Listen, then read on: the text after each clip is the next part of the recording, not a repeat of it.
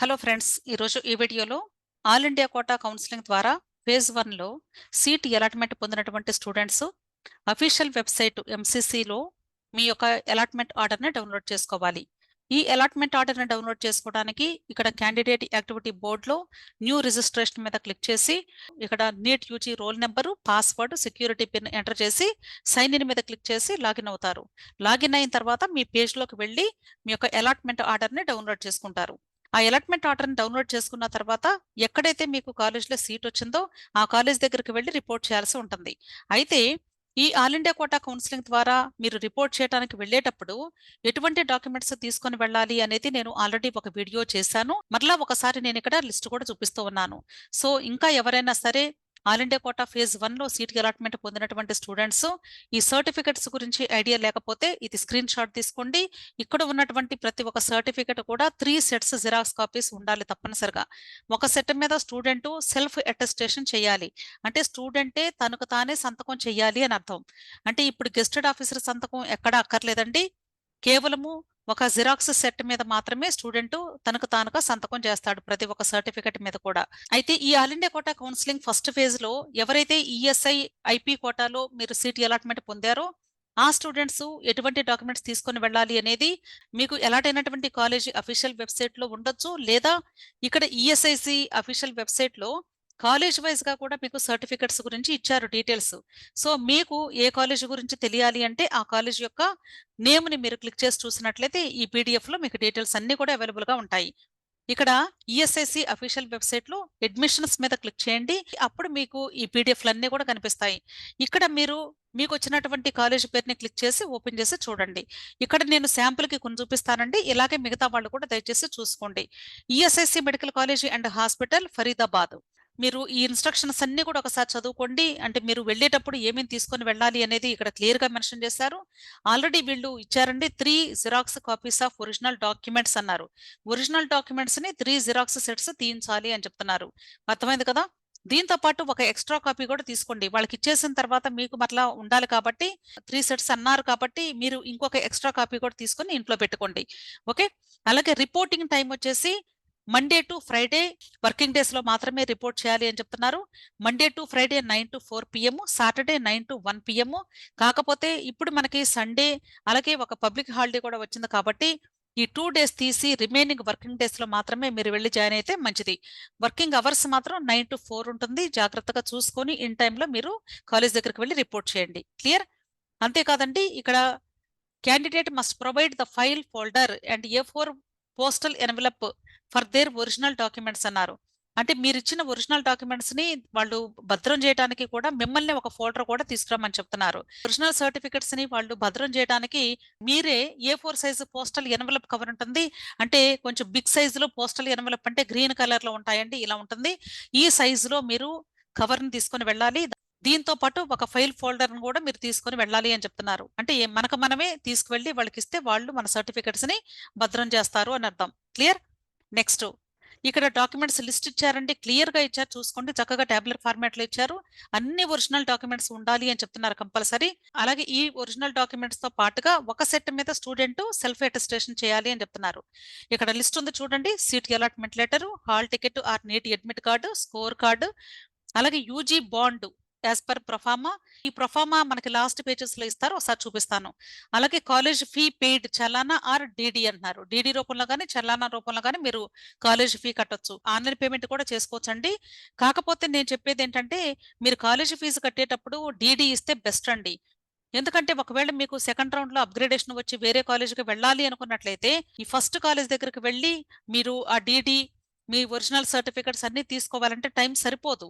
కాబట్టి మీరు కట్టినటువంటి అమౌంట్ ఒరిజినల్ సర్టిఫికెట్స్ తీసుకొని సెకండ్ కాలేజ్ దగ్గరికి వెళ్ళాలి కాబట్టి ఆ టైంలో మీకు ఒకవేళ ఆన్లైన్ ట్రాన్సాక్షన్ అయితే ఇమ్మీడియట్ గా చేయరు వాళ్ళు.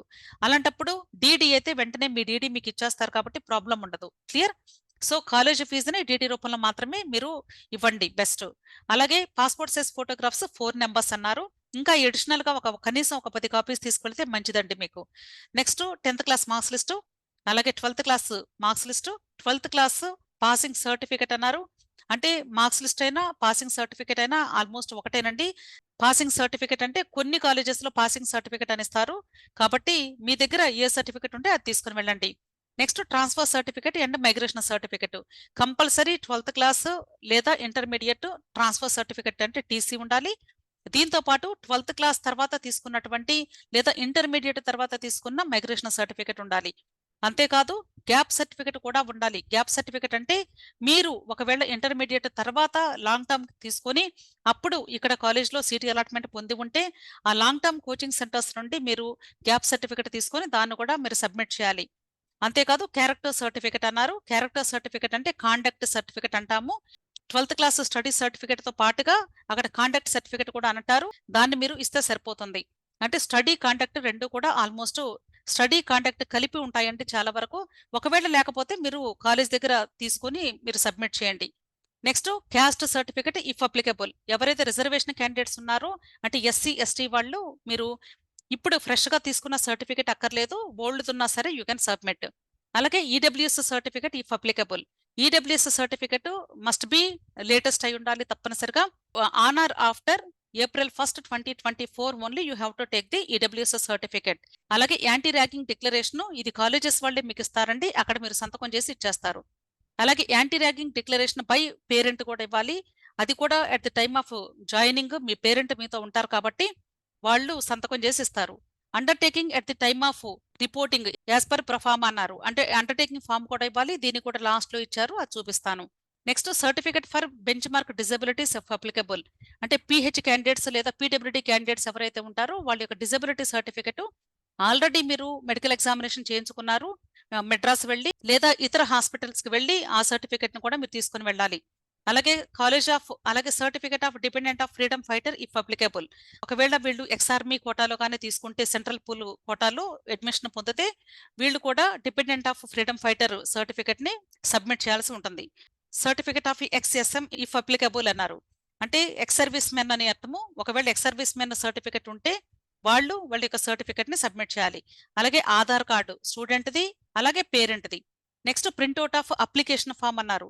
అప్లికేషన్ ఫామ్ అంటే ఇప్పుడు ఆల్ ఇండియా కోటాకి అప్లై చేసినప్పుడు మీకు అప్లికేషన్ ఫామ్ వచ్చింది, దాన్ని డౌన్లోడ్ చేసుకుని దాన్ని కూడా తీసుకుని వెళ్ళాలి. అర్థమైంది కదా? సో ఇవన్నీ కూడా మీరు తీసుకుని వెళ్ళాలి తప్పనిసరిగా. వీటితో పాటు అన్ని ఒరిజినల్ సర్టిఫికెట్స్ ఉండాలండి ఖచ్చితంగా. అయితే ఇక్కడ ఇచ్చినటువంటి ప్రతి ఒక్కదానికి కూడా ఒరిజినల్ సర్టిఫికెట్ ఉంటేనే వాళ్ళు యాక్సెప్ట్ చేస్తారు. Okay. Next additional documents to be submitted by state quota students in addition to above అన్నారు. ఒకవేళ కానీ స్టేట్ కోటాలో సీట్ వస్తే కానీ వాళ్ళు ఏమేమి తీసుకుని వెళ్ళాలి అనేది ఇచ్చారు. సో ఇప్పుడు ప్రెసెంట్ మనకి ఆల్ ఇండియా కోటాకు సంబంధించి మాత్రమే చూస్తూ ఉన్నాం కాబట్టి స్టేట్ కోటాకు సంబంధించినటువంటి స్టూడెంట్స్ ఇక్కడ ప్రొవిజనల్ అడ్మిషన్ లెటర్ అంటే సిటీ అలాట్మెంట్ లెటర్, అలాగే residence certificate or domicile certificate, అలాగే ఒకవేళ బీసీఏ బీసీబీ కేటగిరీకి సంబంధించిన స్టూడెంట్స్ అయితే ఇన్కమ్ సర్టిఫికేట్ అంటున్నారు. నెక్స్ట్ ఫ్యామిలీ ఐడి కార్డు కూడా కావాలి అని చెప్తున్నారు. అలాగే additional documents to be submitted by IP quota students in addition to above. అంటే ఇప్పుడు ఆల్ ఇండియా కోటా కౌన్సిలింగ్ ద్వారా ఎవరైతే ఐపీ కోటాలో సీట్ అలాట్మెంట్ పొందారో వాళ్ళు తప్పనిసరిగా ఈఎస్ఐసి పేచాన్ కార్డు తప్పనిసరిగా మీరు సబ్మిట్ చేయాలి. అలాగే ward of IP certificate already మీరు approved ward of IP certificate ESIC official website నుండి డౌన్లోడ్ చేసుకున్నారు, అది కూడా సబ్మిట్ చేయాలి. వీటితో పాటుగా declaration affidavit by the female student. మీరు ESIC ward of IP certificate కి అప్లై చేసినప్పుడు ఎఫిడవిట్ కూడా చేయించి దాన్ని అప్లోడ్ చేస్తారు స్కాన్ చేసి. అయితే ఇప్పుడు దాన్ని ఒరిజినల్ కూడా మీరు తీసుకొని వెళ్లాల్సి ఉంటుంది. దేన్నైతే స్కాన్ చేసి మీరు సబ్మిట్ చేశారో అప్లోడ్ చేశారో దాన్ని మీరు ఇప్పుడు హార్డ్ కాపీ సబ్మిట్ చేయాలి. అలాగే declaration affidavit by the IP parent of A female student అన్నారు. ఇక్కడ స్టూడెంట్ ఎఫిడవిట్ అలాగే పేరెంట్ ఎఫిడవిట్ ఇద్దరిది ఉందండి. అంటే పేరెంట్ అంటే ఎవరైతే ఈ వార్డ్ ఆఫ్ ఐపీ క్యాండిడేట్ ఉన్నారో వాళ్ళ యొక్క ఎఫిడవిట్. ఈ రెండు ఎఫిడవిట్స్ హార్డ్ కాపీస్ ఉండాలి, ఒరిజినల్స్ ఉండాలి తప్పనిసరిగా. సో ఈ సర్టిఫికెట్స్ అన్ని కూడా మీరు ఒరిజినల్ తో పాటు 3 జిరాక్స్ సెట్స్ తీసుకుని వెళ్ళాలి అని ఖచ్చితంగా చెప్తున్నారు. ఫీజు గురించి కూడా చెప్పారండి. ట్యూషన్ ఫీ వచ్చేసి 24,000 రూపాయలు. అలాగే రిమైనింగ్ ఫీజు అంటే next caution deposit, hostel fee, hostel security deposit amount అన్నీ కలిపి 49,000 రూపీస్ ఉంది. అలాగే వీటితో పాటుగా ఇక్కడ student welfare fund, university registration fee మొత్తం 8,940 రూపాయలు ఉంది. ఇలా మీరు అంటే ఒక్క కాలేజీ గురించి నేను ఇప్పటి వరకు చెప్పిందండి. ఇలా మీరు ఏ కాలేజీకి సంబంధిస్తే ఆ కాలేజీకి సంబంధించిన డీటెయిల్స్ అలా చూసుకోండి. అలాగే all India quota and state quota ద్వారా అంటే నాన్ ఐపీ కోటాలో కానీ సీట్ అలాట్మెంట్ పొందితే వాళ్ళు ఏం తీసుకుని వెళ్ళాలి అనేది ఇక్కడ క్లియర్గా ఇచ్చారు. మీరు అబ్జర్వ్ చేసి చూసినట్లయితే అంటే వాడా 5P సర్టిఫికేట్ ఈఎస్ఐసి కోటాలో తీసుకుంటే 24,000 రూపాయలే ఫీజు ఇంతకు ముందు. అదే స్టేట్ కోటాలో కానీ ఆల్ ఇండియా కోటాలో కానీ ఈ కాలేజ్లో జాయిన్ అవ్వాలి అనుకుంటే ₹1,00,000 ఫీజు ఉందండి. ఇది కాకుండా అడిషనల్ ఫీజెస్ కలిపి ఈ మొత్తం అమౌంట్ మీరు పే చేయాల్సి ఉంటుంది. ఇక్కడ మీరు చూడొచ్చు, ఇందాక మనకి లిస్ట్ లో బాండ్ అన్నారు కదండి, ఆ బాండ్ ఇక్కడ ఇచ్చారు ఆల్రెడీ టెంప్లెట్. మీరు ఈ అఫీషియల్ వెబ్సైట్ లోకి వెళ్ళి ఇక్కడ పీడిఎఫ్ లో మీరు డౌన్లోడ్ చేసుకుని ప్రింట్అవుట్ తీసుకొని దీన్ని మీరు ఎఫిడవిట్ ₹100 స్టాంప్ పేపర్ మీద మీరు టైప్ చేయించి నోటరీ కూడా చేయించాలి తప్పనిసరిగా. అర్థమైంది కదా? సో నోటరీ చేయించి ఆ ఒరిజినల్ కాపీని తీసుకుని వెళ్లాల్సి ఉంటుంది. ఇక్కడ 2 పేజెస్ ఉందండి. 2 పేజెస్ ఒక ₹100 బాండ్ పేపర్ మీద సరిపోదు కాబట్టి అక్కడ వాళ్ళని అడిగితే మళ్ళీ సెకండ్ పేపర్ మీద కూడా తప్పనిసరిగా వీళ్ళు టైప్ చేసిస్తారు. అంతేకాకుండా ఇక్కడ in the presence of witness అంటున్నారు, అంటే విట్నెస్ సిగ్నేచర్స్ కూడా అడుగుతున్నారండి. కాబట్టి మీరు ఎవరో ఒకరిది, అంటే మీకు తెలిసిన వాళ్ళు ఎవరైనా ఉంటే వాళ్ళతో విట్నెస్ సిగ్నేచర్స్ కూడా చేపించుకోవాల్సి ఉంటుంది. ఓకే. అలాగే అండర్టేకింగ్ ఫామ్ అన్నారు కదా, అండర్టేకింగ్ ఫామ్ దీనిలో ఇవ్వలేదు, కానీ మీకు కాలేజ్ దగ్గర అండర్టేకింగ్ ఫామ్ వాళ్ళు ఇస్తారండి. ఏ కాలేజ్లో సీట్ అలాట్మెంట్ వస్తే అక్కడ వాళ్ళు ఇస్తారు. డిక్లరేషన్ ఫామ్, అండర్టేకింగ్ ఫామ్స్ ఇస్తారు. అక్కడే మీరు సంతకాలు చేసి ఇచ్చేస్తారు. ప్రాబ్లం ఏమీ లేదు. క్లియర్? సో ఇలా మీరు ఒక కాలేజ్ గురించి చూసారు. అలాగే రిమైనింగ్ కాలేజెస్ గురించి కూడా ఇంకా ఎవరైనా వేరే కాలేజెస్ లో మీకు సీట్ అలాట్మెంట్ వస్తే దానికి సంబంధించినటువంటి డాక్యుమెంట్స్ ఏమేమి ఉన్నాయి అనేది చూసుకోండి. ఇక్కడ చూడండి, ESIC medical college hospital Patna. పాట్నాలో ఇక్కడ ఈఎస్ఐసి బాండ్, అలాగే ward of insured person certificate ఇది ఆల్రెడీ మీ దగ్గర ఉంది. అలాగే ఎఫిడవిట్స్ ఆల్రెడీ ఉన్నాయి. రిమైనింగ్ సర్టిఫికెట్స్ అన్ని కూడా ఉన్నాయండి. కాబట్టి మీరు ఏ కాలేజీకి సంబంధించిన డేటా ఉంటే వాళ్ళు దాన్ని క్లిక్ చేసుకొని జాగ్రత్తగా చూసుకొని ఇన్ టైంలో మీరు కాలేజెస్ దగ్గరికి వెళ్ళి రిపోర్ట్ చేసి జాయిన్ అవ్వండి. క్లియర్? అలాగే ఇక్కడ మీరు చూస్తే ఓన్లీ 10 కాలేజెస్ వరకే డేటా ఉందండి. ఇక్కడ నెంబర్ 2 మీద క్లిక్ చేసి చూసినట్లయితే నెక్స్ట్ పేజ్ కూడా మీకు ఓపెన్ అవుతుంది. ఈ పేజ్ లో కూడా మీరు ఇంకా కొన్ని కాలేజెస్ గురించి డీటెయిల్స్ ఉన్నాయి, ఒకసారి చూసుకోవచ్చు. క్లియర్?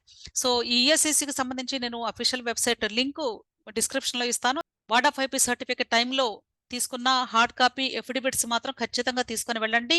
అలాగే ఎవరైతే ఈఎస్ఐ మెంబర్ ఉన్నారో వాళ్ళ యొక్క ఐడి కార్డు, పేచాన్ కార్డు తీసుకొని వెళ్లాల్సి ఉంటుంది. ఇవి ఏది లేకపోయినా సరే యాక్సెప్ట్ చేయరు, గుర్తుంచుకోండి. అర్థమైంది కదా? సో ఈ వీడియో మీకు యూస్ఫుల్ గా అనిపిస్తే తప్పకుండా ఈ వీడియోని లైక్ చేయండి. అలాగే మీ ఫ్రెండ్స్ అందరికీ షేర్ చేయండి. ఇంకా ఎవరైనా ఈఎస్ఐ కోటాకి సంబంధించినటువంటి స్టూడెంట్స్ ఉంటే దయచేసి వాళ్ళందరికీ కూడా షేర్ చేయండి. ఓకే. అలాగే నా ఛానల్ సబ్స్క్రైబ్ చేసుకోండి. Thank you.